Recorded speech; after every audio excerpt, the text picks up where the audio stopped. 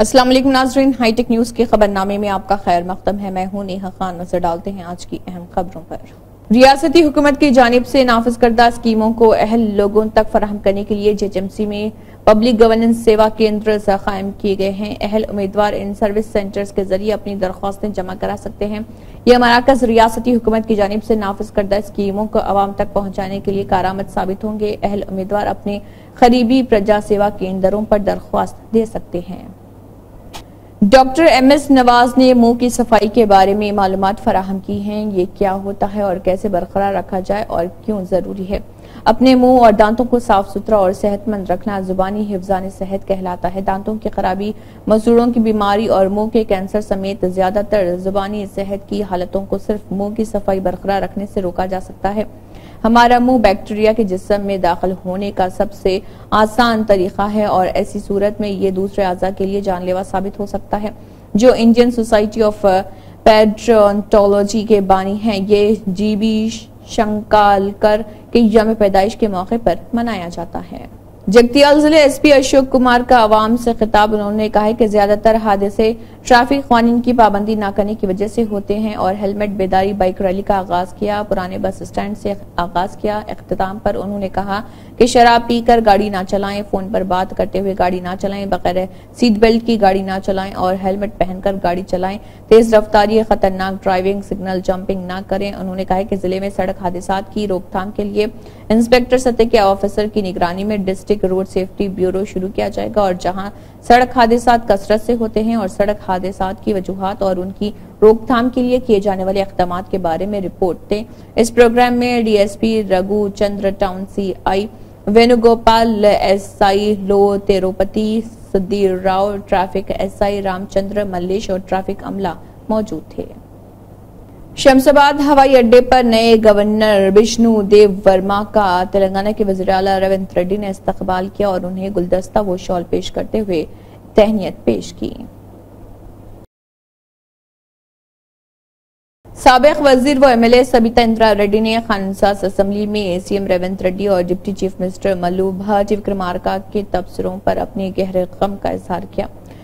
सबिता इंदिरा रेड्डी ने कहा कि खानसास असेंबली में हम पर तौहीन आमेज तबसरे किए गए हैं। अगर हम सच बोल रहे तो बजट से हट जाएं। उन्होंने ये कहकर हमारी तौहीन की कि ये तुम्हारे पीछे बैठी हुई औरतें हैं। ऐसा लगता है कि वज़ीर आला को ख्वातीन की इज्जत करनी नहीं आती। इस दिन सोनिया गांधी समेत कई ख्वातीन की तौहीन की गई है। उन्होंने ख्वातीन के लिए तौहीन आमेज बात कही। మీరందరూ మీరు బేషరతుగా క్షమాపణ చెప్పండి. ఒకటి గుర్తుపెట్టుకోండి రేవంత్ రెడ్డి గారు, ఈరోజు మహిళల గురించి మాట్లాడుతూ బతుకు బస్టాండ్ అన్నారు చూడండి, అది చాలా బాధ అనిపిస్తా ఉంది. మేము నమ్మిన వాళ్ళకి మేము నష్టపోయినా పర్లేదు, మా అన్న తమ్ముళ్ళు బాగుండాలని కోరుకుంటాం. మేము ఏ ఆడబిడ్డ అయినా కూడా క్షేమం కోరుకుంటుంది. కానీ ఈరోజు కేటీఆర్ గారిని మేము ముందు పెట్టుకుని ఆయన బతికేదో బస్టాండ్ చేసుకునే లెవెల్లో మాట్లాడారు కదా, ఇది బేషరతుగా క్షమాపణ చెప్పమని కోరుతున్నా. కానీ రేవంత్ రెడ్డి గారు ఇంకోటి గుర్తుపెట్టుకోవాలి, ఈరోజు రేవంత్ రెడ్డి ఆ సీట్లో కూర్చున్నారంటే పొద్దున్న లేస్తే ఇందిరమ్మ పేరు చెప్తారు, సోనియా గాంధీ పేరు చెప్తారు. కానీ అదే సోనియా గాంధీ బలిదేవత అని మాట్లాడింది ఎవరనేది దేశ ప్రజలందరికీ తెలుసు. ఈరోజు ఆ సీట్ మీద కూర్చున్నామంటే ఒక ఇందిరమ్మ కావచ్చు, సోనియా గాంధీ కావచ్చు, లేకపోతే సబితమ్మ కావచ్చు. ఆ పుణ్యాన్ని అక్కడ పోయి కూర్చున్నారని దయచేసి గుర్తుపెట్టుకోమని చెప్తా ఉన్నాను. ఇప్పటికైనా మీరు మాట్లాడి వెళ్ళిపోయి ఉన్నారు, మరి నా పేరు తీసుకున్నారు, మరి మాకు మాట్లాడే అవకాశం ఇవ్వాలి కదా. అసెంబ్లీలో మాట్లాడే అవకాశం ఇవ్వకుండా దొంగల్లాగా పారిపోయినారు. ఈ రోజు అది కూడా చెప్తున్నాను, ఎందుకు పారిపోయినారు, మా సమాధానం మీద ధైర్యం కూడా మీకు లేదా. భట్టి గారు గౌరవనీయులు, డిప్యూటీ CM గారు చాలా గౌరవంగా ఉంటాం, గౌరవంగా మాట్లాడతాం. వచ్చి మాట్లాడుతూ ఉంటే మాకు ఉపసమయంగా ఏదన్నా సంధాయిస్తారేమో అనుకున్నాం. కానీ వారు మాట్లాడుతూ కూడా మాట్లాడిన మాటలు నిజంగా బాధాకరం అనిపిస్తున్నాయి. ఆ రోజు ఏదో అపోజిషన్ లీడర్ గా నా పదవి పోయిందని మాట్లాడున్నారు. మరి మీ పక్క సీట్ ఈ రోజు మీకు వచ్చే అవకాశం ఉండే కదా, ఎందుకు ప్రయత్నం చేసుకోలేరని బట్టి గారిని కోరుతా ఉన్నాను. ఈ రోజు మీ బట్టి అధికారంలో ఉంది కదా. అన్నిటికన్నా ముఖ్యంగా ఒక మాట అన్నారండి గౌరవనీయులు డిప్యూటీ CM గారు, ఏ ముఖం పెట్టుకొని ఈ అసెంబ్లీలోకి వచ్చారన్నారు. మా కర్మగాలే వచ్చాం. ఏం కాదు, వాళ్ళు బస్ స్టాండ్ ఫాలో అవుతారు కానీ ఇది బస్ స్టాండ్ ఫాలో అయితే తెలంగాణ మహిళలందరూ శాపం తగ్గుతుంది. ఎందుకంటే మేమేం తప్పు చేయలేదు. దేశంలో చాలా మంది పార్టీలు మారుతూ ఉంటారు. ఈ రోజు మీ పక్కన కూర్చోబెట్టుకున్నారు. ఎన్నికలు అయిన తర్వాత మీ ప్రభుత్వం అధికారంలోకి వచ్చిన తర్వాత కేసీఆర్ గారి ఇంటి మీద ఉన్న వాళ్ళని కాకి నా ఇంటి మీద వాళ్ళతో కాల్ చేస్తామని మాట్లాడింది ఇదే గౌరవ ముఖ్యమంత్రి గారు. కానీ అదే కేసీఆర్ గారు గెలిపించిన ఎమ్మెల్యేలంతా తీసుకుపోయి మీ పక్కన కూర్చోబెట్టుకున్నప్పుడు నన్ను పార్టీ మారినవని అడిగితే అధికారం మీకు ఎక్కడిదని అడుగుతున్నాను. ఆ రోజు నేను పార్టీ మారినప్పుడు విత్ ఇన్ ద పార్టీలో ఏం జరిగింది, ఏ విధంగా మమ్మల్ని మెడబట్టి బయటకు గెంటేశారనేది మీకు తెలీదా అని అడుగుతున్నాను. ఎందుకంటే మాట్లాడలేదు, ఇన్ని రోజులు మాట్లాడలేదు. నేను పార్టీ గురించి ఎవరి గురించి మాట్లాడకుండా నేను కేసీఆర్ గారి నాయకత్వంలో పనిచేయడానికి వచ్చాను. 5 సంవత్సరాలు ఎందుకు మీరు तेलंगाना हैंडलूम वर्कर्स यूनियन के रियासती एजाजी सदर तातेपामुला वेंकट रामलू ने अपनी तशवीश का इजहार किया कि हैंडलूम मरकजी रियासती हुक्मरानों की पॉलिसियों से शदीद मुतसादम है। मंगलमपल्ली जनार्दन ने राजा बहादुर गौड़ हॉल में हिमायतनगर हैदराबाद में मुनक़दा अंजुमन की रियासती एग्जीक्यूटिव मीटिंग की सदारत की है। मेहमान खसूसी की हैसियत से शिरकत करने वाले वेंकट रामलू ने उन हुक्मरानों पर तनकीद की जो बड़े सनतकारों को हैंडलूम से मोहब्बत का इजहार कर रहे हैं। उन्होंने कहा है कि मरकजी हुकूमत के पेश करदा बजट में सिर्फ 200 करोड़ रुपए हैंडलूम के लिए मुख्तस किए गए हैं और क्या ये काफी है।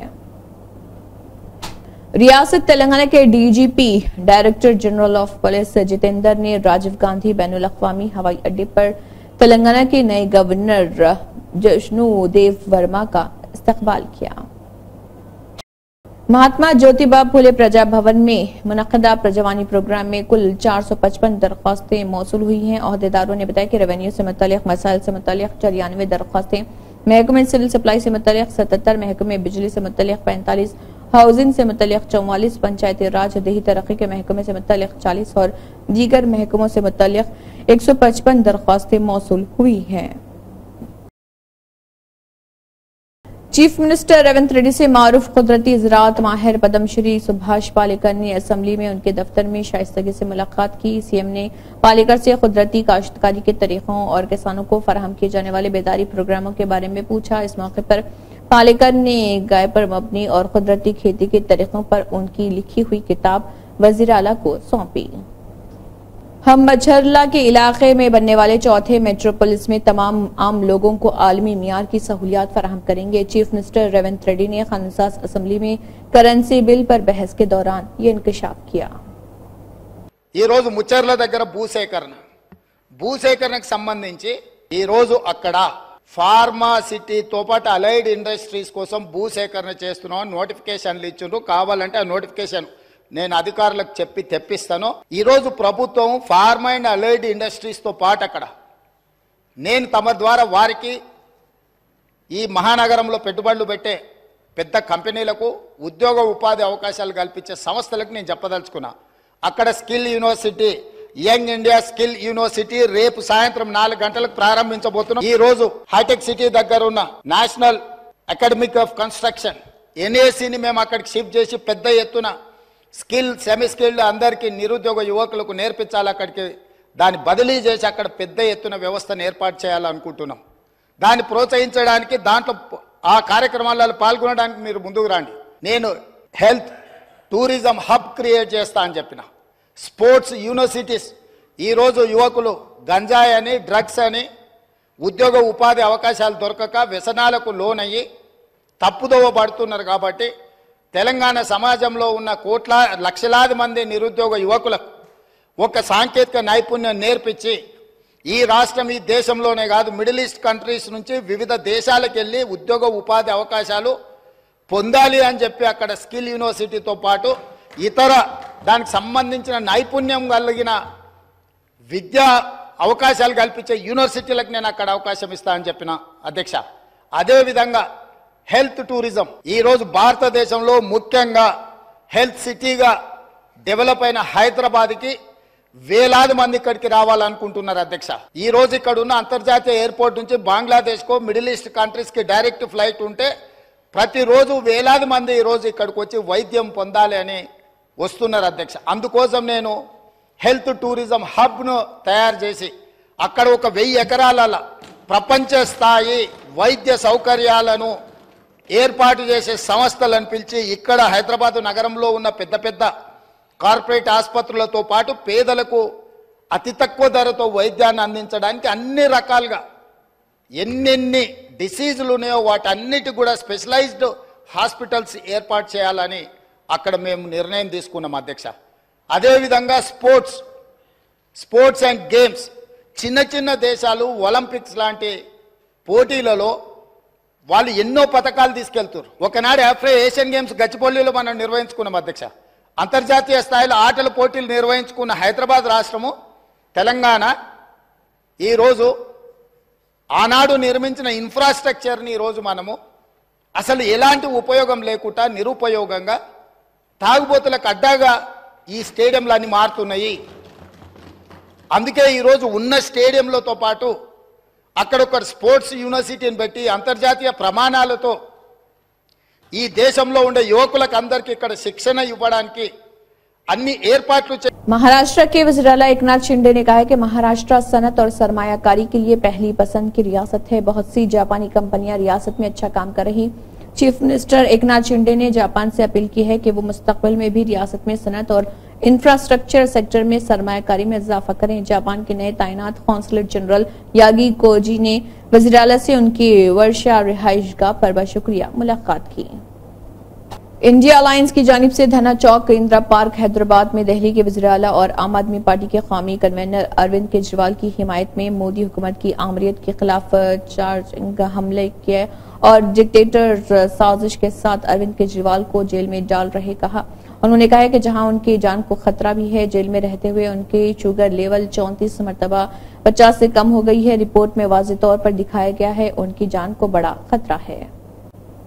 कांग्रेस के कौमी सदर मल्लिकार्जुन खड़गे ने कहा है कि पार्लियामेंट में किसी की जात नहीं पूछी जाती, ये जानबूझकर तौहीन के लिए किया गया। वज़ीर आज़म को भी ऐसी बेहुदा बातों की हिमायत नहीं करनी चाहिए। उन्हें मालूम होना चाहिए कि कब और किस चीज का दिफा करना है। मैं ऐसी बेहुदा बातों और उनकी हिमायत में नरेंद्र मोदी के ट्वीट की सख्त मजम्मत करता हूं। सेंट्रल हॉल पार्लियामेंट हाउस नई दिल्ली में एक लम्हे की खामोशी।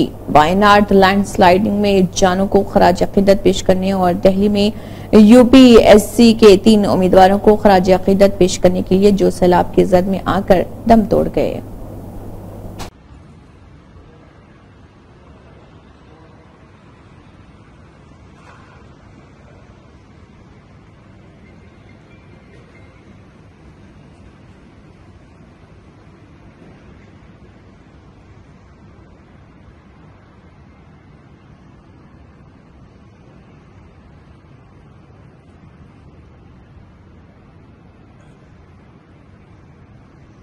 इसी के साथ हाईटेक न्यूज खबरनामा इख्तिताम को पहुंचता है। अल्लाह हाफिज।